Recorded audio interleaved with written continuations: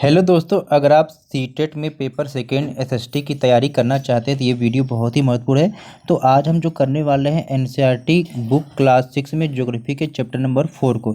अगर आपने chapter number first, second और थर्ड चैप्टर को आपने नहीं देखा है तो प्लेलिस्ट से जाकर इन सारे चैप्टर को देख लेंगे, ठीक है। इसके बाद आप चैप्टर नंबर 4 को देखेंगे। तो चलिए हम शुरू करते हैं। इसके साथ ही अगर आप किसी भी एग्ज़ाम की तैयारी करते हैं जिसमें एनसीईआरटी की बुक से क्वेश्चन पूछे जाते हैं तो ये वीडियो आपके लिए बहुत ही महत्वपूर्ण है। जैसे कि DSSB, KVS, NVS या कोई भी एग्ज़ाम जिसमें एनसीईआरटी की बुक से क्वेश्चन पूछे जाते हैं, ठीक है। तो चलिए शुरू करते हैं, ठीक है। आप पिछले अध्याय में ग्लोब के महत्व के बारे में पढ़ चुके हैं। ग्लोब में यानी कि जो चैप्टर 4 है इसका नाम है मानचित्र, ठीक है। तो ग्लोब में अध्ययन की कुछ सीमाएं भी होती हैं। जब हम पूरी पृथ्वी का अध्ययन करना चाहते हैं तब ग्लोब हमारे लिए काफ़ी उपयोगी साबित होता है। देखिए प्यारे बच्चों, आपसे ये क्वेश्चन पूछा जाता है कि ग्लोब हमारे लिए उपयोगी कब होता है। तो यहाँ पर देख सकते हैं कि जब हमें क्या है पूरी पृथ्वी का अध्ययन करना है तो उस समय क्या है ये ग्लोब काफ़ी उपयोगी होता है, ठीक है। लेकिन यहाँ पे ध्यान देना कि जब पृथ्वी के केवल एक भाग जैसे अपने देश, राज्यों, जिला, शहरों तथा गाँवों के बारे में अध्ययन करना हो तो यह उतना उपयोगी नहीं होता है। ऐसी स्थिति में क्या है मानचित्र हमारे लिए उपयोगी होता है, ठीक है। देखिए दोनों क्वेश्चन अलग अलग हैं।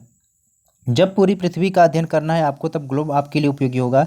जब पृथ्वी के किसी एक भाग का अध्ययन करना है, ठीक है, तब मानचित्र का अध्ययन किया जाता है, ठीक है। चलिए, मानचित्र पृथ्वी की सतह या इसके एक भाग का पैमाने के माध्यम से चपटी सतह पर खींचा गया चित्र है, ठीक है। लेकिन एक गोलाकार सतह को पूरी तरह से चपटा करना असंभव है, ठीक है।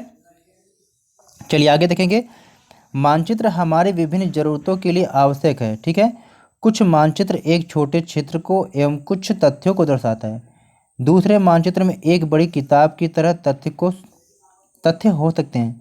जब बहुत से मानचित्रों को एक साथ रख दिया जाता है तब एक एटलस बन जाता है। देखिए अब यहाँ पर ध्यान देने वाली बात है कि ऐसे ऐसे कई मानचित्रों को हम करते क्या है, जब एक साथ मिलाकर एक बुक की तरह बना लेते हैं तो वह आपका एटलस हो जाता है। आपने एटलस को देखा होगा, उसमें बहुत सारे मानचित्र लगे होते हैं, ठीक है। चलिए,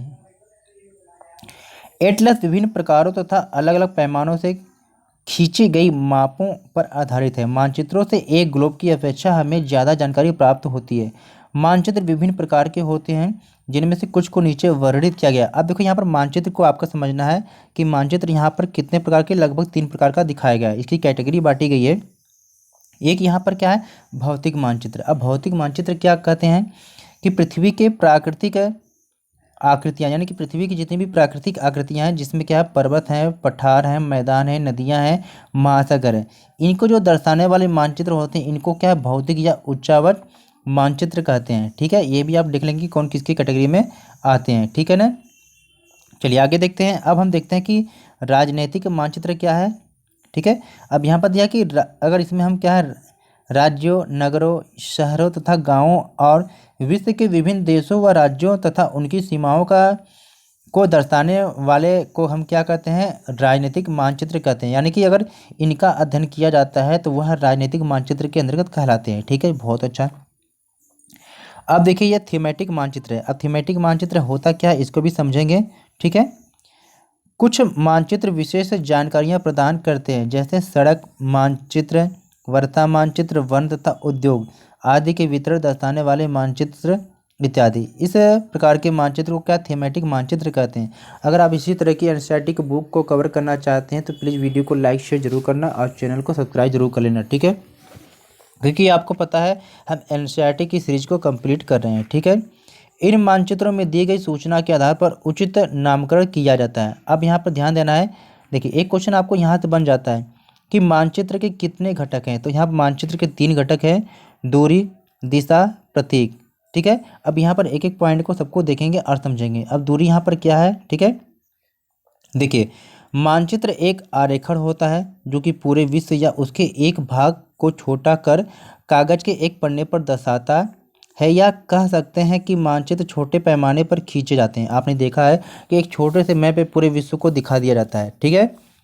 लेकिन इसे इतनी सावधानी से छोटा किया जाता है ताकि स्थानों के बीच की दूरी वास्तविक रहे। देखिए अगर एक बड़े क्षेत्र को एक मैप में अगर दर्शाया जाता है तो उतनी ही दूरी पर हर चीज़ों को रखा जाता है जितनी दूरी पर वह चीज़ें या कोई वो स्थान या वस्तुएं होती है वास्तविक। ठीक है, तो इसलिए इस उद्देश्य के लिए एक पैमाना चुना जाता है। ठीक है, पैमाना। अब पैमाना क्या होता है? पैमाना स्तर पर वास्तविक दूरी तथा मानचित्र पर दिखाई गई दूरी के बीच का अनुपात होता है। ठीक है, पैमाना की परिभाषा लिखना चाहेंगे तो लिख लेंगे। जैसे मान लीजिए उदाहरण के लिए यहाँ पर दिया हुआ है कि आपके विद्यालय एवं आपके घर के बीच की दूरी मान लीजिए 10 किलोमीटर है, जिसे मानचित्र पर केवल 2 सेंटीमीटर से दिखाया गया है।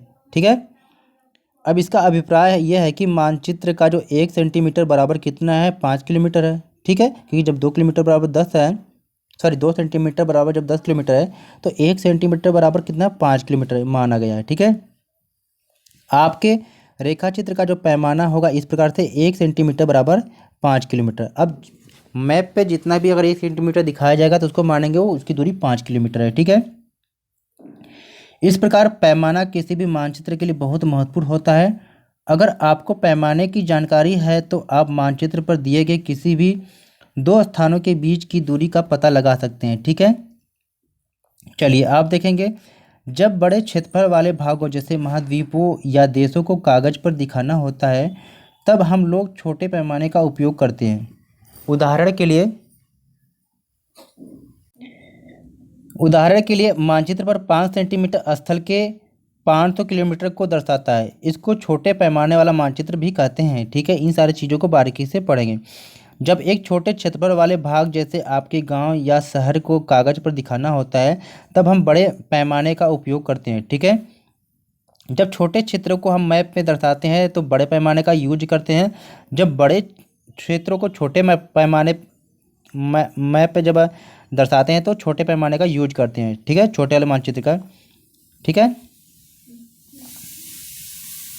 चलिए इस प्रकार के मानचित्र को बड़े पैमाने वाला मानचित्र भी कहते हैं। ठीक है, बड़े पैमाने वाले मानचित्र छोटे पैमाने वाले मानचित्र की अपेक्षा अधिक जानकारी देते हैं।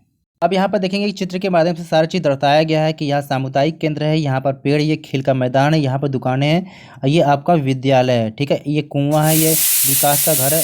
यहाँ पर देख रहे हैं कि यहाँ विकास का घर है, शीला का घर है, करीम का घर है, ये फलोद्यान है। ठीक है, तो ये आपको दिखाया गया। यहाँ पर देखिए पैमाना में बताया गया कि 1 सेंटीमीटर बराबर 10 मीटर है। तो यहाँ पर जिसकी भी दूरी है 1 सेंटीमीटर होगी तो वो बराबर 10 मीटर के बराबर होगा। ठीक है, चलिए अब यहाँ पर दिशा के बारे में समझ लेते हैं। ठीक है, दिशा क्या है? अधिकतर मानचित्र में ऊपर दाहिनी तरफ तीर का निशान बना होता है। आपने अक्सर मैप में जब भी देखा होगा तो ये दाएं साइड में आपको यहाँ पर क्या है, एक तीर का निशान होता है। ये तीर का निशान जो है जिधर एरो होता है उधर दिखाता है कि इधर उत्तर दिशा है। ठीक है, हर मैप में आप देख के आप क्या है उस मैप में आप देख लेंगे किधर पूर्व है, किधर पश्चिम है, किधर उत्तर, किधर दक्षिण है। ठीक है, चलिए तीर का निशान होता है जिसके ऊपर अक्षर में उ लिखा होता है। ठीक है, यह तीर का निशान उत्तर दिशा को दर्शाता है। इसे उत्तर रेखा भी कहा सकते हैं। जब आप उत्तर के बारे में जानते हैं तब क्या है सभी दिशाओं के बारे में आप अच्छी प्रकार से समझ पाएंगे। ठीक है, देखिए यह जो 4 दिशाएं होती हैं ये तो मुख्य दिशाएं होती हैं। ठीक है, उत्तर, दक्षिण, पूर्व, पश्चिम, ये मुख्य दिशाएं होती हैं, लेकिन वे प्रधान दिग्बिंदु कहे जाते हैं। यानी कि जो 4 ये मुख्य दिशाएं होते हैं ये प्रधान दिग्बिंदु कहलाते हैं। कभी पेपर में आपसे पूछ दे कि प्रधान दिग्बिंदु किसको कहते हैं तो यहाँ पर ध्यान देंगे कि ये जो 4 दिशाएं होती है ना ये प्रधान दिग्बिंदु होती है। ठीक है, लेकिन इसके जो बीच की जो दिशाएं होती है जैसे उत्तर पूर्व, जैसे ये मान लीजिए ये चारों दिशाएं हो गई। ठीक है ना, अब इनके जो बीच का ये जो क्षेत्र है ये उत्तर पूर्व हो गया, ये दक्षिण पूर्व हो गया, दक्षिण पश्चिम हो गया, ये उत्तर पश्चिम हो गया। ठीक है, चलिए अब इनको भी क्या है उत्तर पूर्व, दक्षिण पूर्व, दक्षिण पश्चिम और तथा उत्तर पश्चिम। ठीक है, अब इन बीच वाली दिशाओं को क्या है, इन बीच वाली दिशाओं की मदद से क्या किसी भी स्थान की सही स्थिति का भी पता हम लगा सकते हैं। ठीक है, एक आप इसको जानते हैं कंपास है। ठीक है, 4.1 से निम्नलिखित दिशाओं का पता लगाना है आपको। ठीक है, विकास के घर से सामुदायिक केंद्र तथा खेल के मैदान की दिशा और दुकानों से विद्यालय की दिशा, ये चीज़ एक्सरसाइज कर लेंगे आप। चलिए यहाँ पर देखेंगे आगे हम क्या देखेंगे कि हम दिक सूचक यानी कंपास की सहायता से किसी स्थान की दिशा का पता भी लगा सकते हैं। जैसे कि जब कंपास क्या होता है, ठीक है, उसकी जो सुई होती है हमेशा उत्तर दिशा की ओर होती है। यह एक यंत्र है जिसकी सहायता से मुख्य दिशाओं का भी पता लगा सकते हैं, क्योंकि इसकी चुंबकीय जो सुई की दिशा है ये हमेशा क्या है, उत्तरी दिशा को दर्शाती है। ठीक है, अब यहाँ पर हमें क्या है, सिंबल यानी कि प्रतीक के बारे में हमें देखना है। तो यह किसी मानचित्र का तीसरा प्रमुख घटक होता है।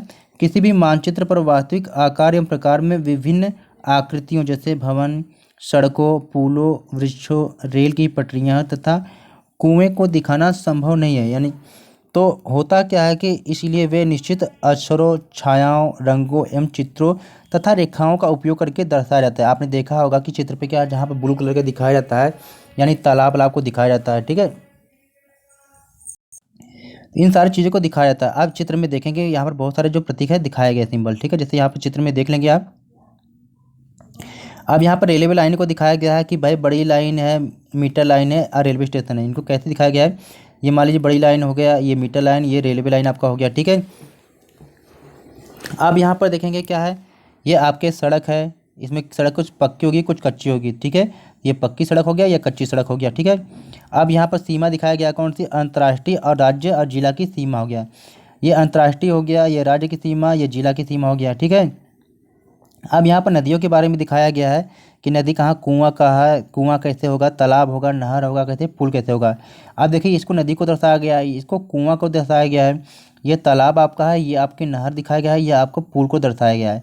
जब भी आप ट्रेवल करते हैं सड़क के किनारे आपने ऐसे बहुत सी चीज़ों को देखा होगा। अब देखिए मंदिर है, गिरजाघर, मस्जिद और छतरी। ये आपकी क्या है, मंदिर है, ये आपकी मस्जिद है।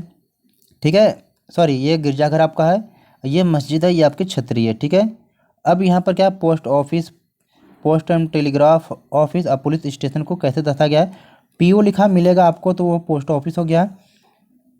ठीक है, फिर इसके बाद आपको कहीं पर क्या है, पीटीओ लिखा मिलेगा तो आपको पोस्ट हो गया, टेलीग्राफ ऑफिस हो गया।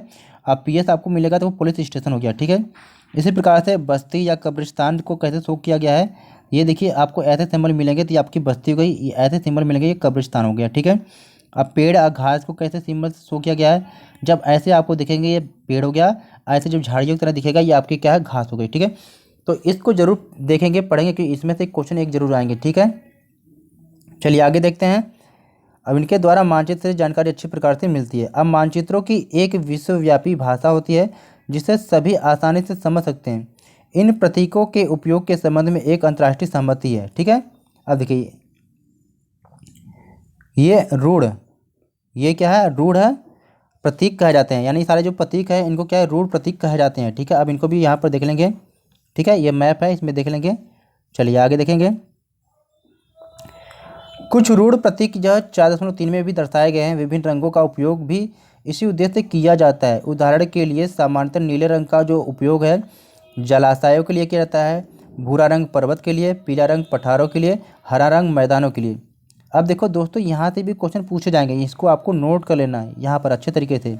क्या कि नीला रंग किसके लिए दर्शाता है, नीला रंग जलाशय के लिए दर्शाता है। ठीक है, अब भूरा रंग किसके लिए है, पर्वतों के लिए, पीला रंग किसके लिए, पठारों के लिए, हरा रंग मैदानों के लिए।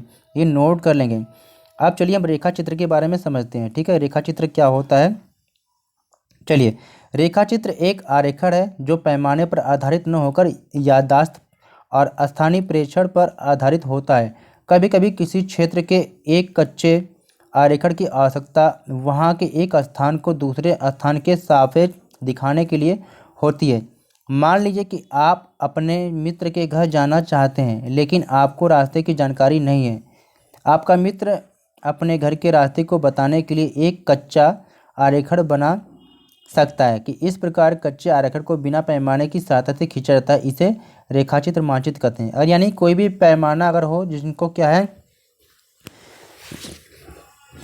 यानी जिनको क्या करते हैं बिना पैमाने की सहायता से, अगर ऐसे भी कोई किसी भी नक्शे को अगर हम बिना पैमाने की सहायता से अगर बनाते हैं तो उसे हम क्या है, रेखाचित्र मानचित्र कहते हैं। आपने ऐसे देखा होगा आपका दोस्त आपको ऐसे कच्चे मैप बना के दे देता कि ऐसे आना, स्कूल से दाएं घूमना, इतना चलना, ऐसे चलना, वैसे चलना। ठीक है, चलिए खाका क्या होता है, खाका को भी देखेंगे समझेंगे। ठीक है, एक छोटे क्षेत्र का बड़े पैमाने पर खींचा गया रेखाचित्र खाका कहलाता है। अब देखिए एक छोटे से क्षेत्र को क्या बड़े पैमाने पर जो खींचा गया जो होता है रेखाचित्र उसे खाका कहते हैं।